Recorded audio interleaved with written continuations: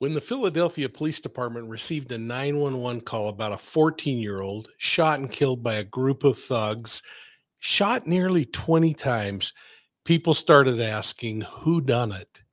Well, instead, the first question should have been, who is Samar Jefferson and why did he become a victim? Let's explore victimology.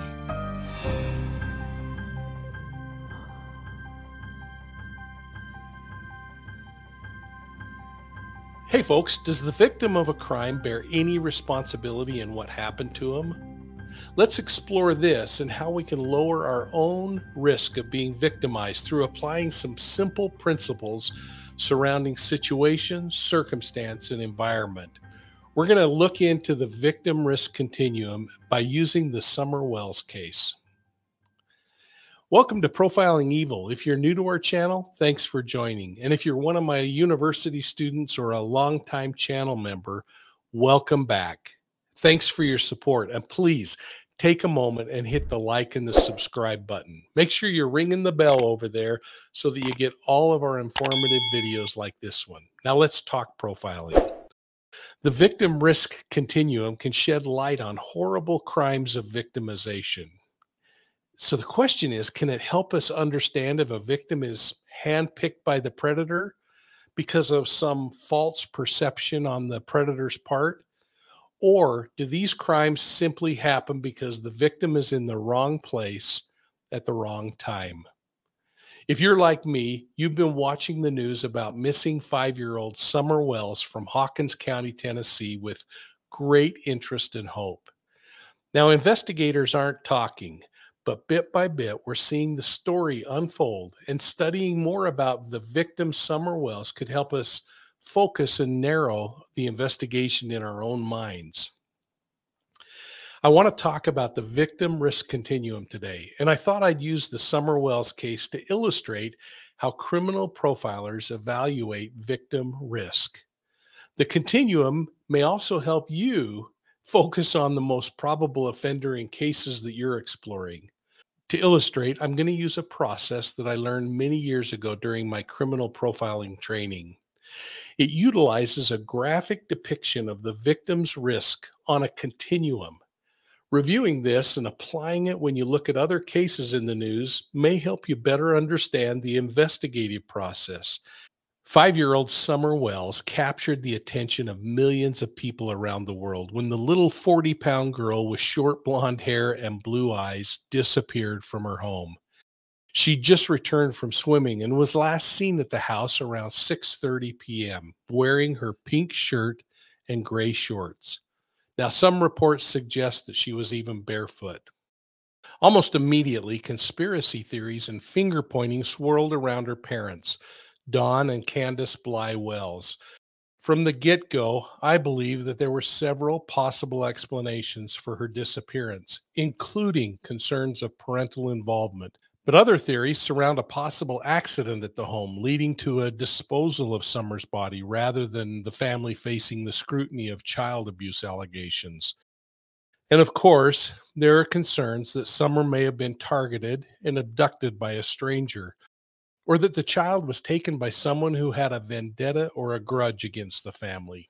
With all these possibilities, I continue to remind all of us that we have to acknowledge the possibility that Summer simply wandered off on her own, had an accident. So let's discuss the victim risk continuum. After examining hundreds and hundreds of violent crimes against persons, cases like sexual assaults, abductions, and murders, profilers created this tool that I've successfully used and proven accurate for decades. Let's look at the continuum and talk about the components, starting with a look at risk levels. As we come to know the victim, we can theorize about who the suspect is in these cases. We will begin to imagine more accurately what motivated them to commit the crime and what their next move might be. Crime scene evidence, witness statements, and criminal statistics gleaned from hundreds of violent crime cases, along with my own personal experiences, support this tool's benefits. So let's begin by analyzing the high-risk victim. High risk victims can be described as someone who lives a risky lifestyle without a legitimate support system. Think of people who are involved in illegal drug sales or those in the sex trade industry. Others who might fit into this category are the homeless, people with disabilities, mental illness, or individuals with drug addictions. High risk victims may be the folks that are living in their vehicle. They're sleeping under bridges or in alleyways. Think about the folks in Los Angeles' Skid Row. They generally lack consistent employment and they may be involved in sex trafficking or drug sales to support themselves. They generally have a low level of trust for law enforcement or government services. They might be illegal immigrants or people with outstanding arrest warrants. Either way, they're trying to stay out of the sight of law enforcement. They, by the very nature of their condition, oftentimes will be victims of their environment and circumstance. Statistically, these high risk individuals are victimized by strangers. They are probably opportunistic. They just simply happen to be in the wrong place at the wrong time.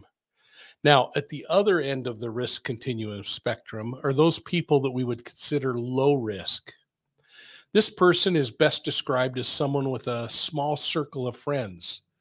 They don't go out with strangers and they don't go to locations where there might be a high crime rate or a lot of unknown people doing crazy things. If they do go out to a location where there are a lot of people, it's going to be something public like a concert or a sporting event. An example might be a stay-at-home mother who shops for groceries on Saturday, goes to church each week, and takes her children to soccer practice during the week.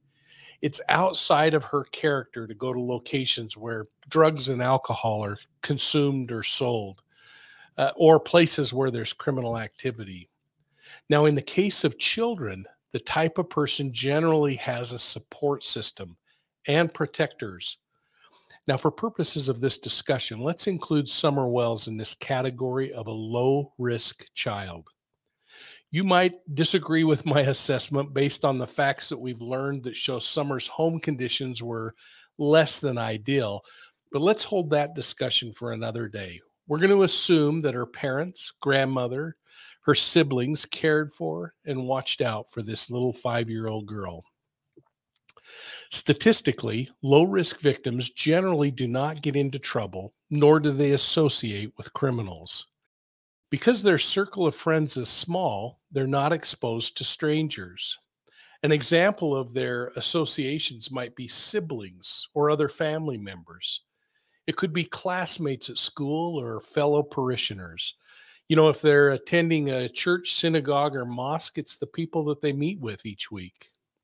In Summer's case, even though her family lived in a rural area, her circle of influence was rather small. We know that the family attended their local church because we've seen those images and videos where Summer's in the care of at least one special church member, but she's seen running through the church. Now, let's talk in some generalities for a moment. When a low-risk victim is selected, the suspect in the case is generally known to the victim. And I want to clarify this just a little bit. The victim may not actually know who the predator is, but the predator knows who the victim is.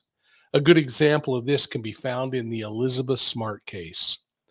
Elizabeth didn't know her abductor, Brian David Mitchell. Mitchell, a transient, had done some work on the Smart home from time to time. But Elizabeth, at that time, or maybe hours later when he'd peer through their window, became the subject of his fantasy. While Mitchell was relatively unknown to Elizabeth, she was certainly known to him. Now, with any triage technique, the victim risk continuum has a number of influencing factors that can impact the risk level. Again, using the Summer Wells case, let's explore how the phenomenon of circumstance, situation, and environment can influence a risk level. We're going to create a hypothetical situation using Summer Wells' case to show how this low-risk individual can become high risk. And for purposes of this discussion, We're going to assume I'm correct in placing Summer Wells at the low end of the spectrum, a low risk victim. I'm assuming that she is almost always in the company of her parents who reportedly love her. She has a grandmother and brothers who also watch out for her welfare. She's happy, healthy, and certainly energetic. Her circle of influence is small, confined primarily to her family, church members, and other close associates. In studying her daily activities, she appears quite adventurous and outgoing, though. For instance, think about when she goes places like the swimming hole. She's diving in, she's swinging back and forth on the swing. This is an adventurous child. But if she goes anywhere, like the swimming hole or a store, for instance, it appears that she's always in the custody of an adult. Again, she's only 5 years old. Let's go back in time to the day that she disappeared. It was June 15th, and after swimming and then sitting in the car for a while her mother shopped, she returned home to play. She was last seen by her mother, grandmother, and brothers as she entered their home and went to the basement to play with her toys. This was behavior that was consistent with every other day, just not out of the ordinary. But once that child starts into the basement alone, she's no longer in the view of her mother, her grandmother, or siblings. This is where the influencing factors of circumstance, situation, and environment can come into play. Up until that moment, this low-risk child would statistically be victimized by someone who knows her. Remember, she would be a target if there was any aggression on her there. Now, if she were victimized by someone other than those in her inner circle, we'd have to consider what changed in her risk levels. To illustrate that, let's consider the possibility that Summer wasn't harmed by someone close to her. If not, something in her circumstances or environment changed her level of risk. And I want to storyboard this out a little bit to see if there are other possibilities that might make sense. Once Summer entered the basement alone, her risk level began inching up. Now, what if? What if a predator was watching her activities from the tree line or even closer? She's out of sight of those who would protect her, but she's now in an area where a predator could grab her. Let's say the predator was already inside the home, waiting in the basement or peering through the basement window. He could simply gain access to the child, control her, slip out the door, head down the dog trail to an awaiting vehicle. Or a predator could have been peeking through the basement window and knocked on the door, which Summer answered and unknowingly made the abduction possible. This scenario could be supported by testimony from a neighbor who heard what she described as a scream from the area of the dog trail about the time Summer disappears. Of course, we would have to consider that a predator could have taken the child into the woods surrounding the house, not going down the dog trail. There are so many possibilities. It could have been a burglar that was surprised by the child and took her just to get away, and then things went bad.